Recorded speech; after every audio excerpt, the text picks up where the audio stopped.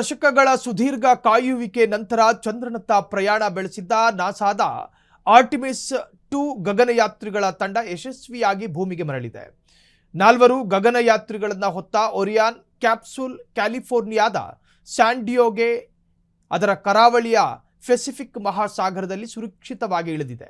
ಈ ತಂಡವು ಚಂದ್ರನ ಅಂಗಳಕ್ಕೆ ಇಳಿಯದಿದ್ದರೂ ಚಂದ್ರನ ಕಕ್ಷೆಯಲ್ಲಿ ಸುತ್ತು ಹಾಕಿ ಭವಿಷ್ಯದ ಮಾನವ ಚಂದ್ರಯಾನ ಯೋಜನೆಗಳಿಗೆ ಪೂರಕವಾದ ಮಹತ್ವದ ಅಧ್ಯಯನ ತಾಂತ್ರಿಕ ಪರಿಶೀಲನೆಗಳನ್ನು ನಡೆಸಿ ಬಂದಿದೆ.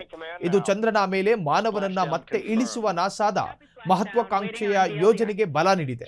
ಸುರಕ್ಷಿತವಾಗಿ ಮರಳಿದ ಗಗನಯಾತ್ರಿಗಳನ್ನ ನಾಸಾ ವಿಜ್ಞಾನಿಗಳು ಮತ್ತು ನೌಕಾಪಡೆಯ ತಂಡ ಸಂಭ್ರಮದಿಂದ ಸ್ವಾಗತ ಮಾಡಿದೆ. Splashdown confirmed. Copy splashdown. Waiting on VLDR. Splashdown confirmed at 7:07 p.m. Central Time, 5:07 p.m.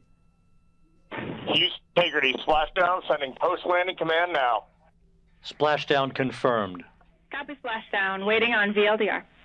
Splashdown confirmed at 7:07 p.m. Central Time, 5:07 p.m. Houston Integrity, splashdown, sending post-landing command now.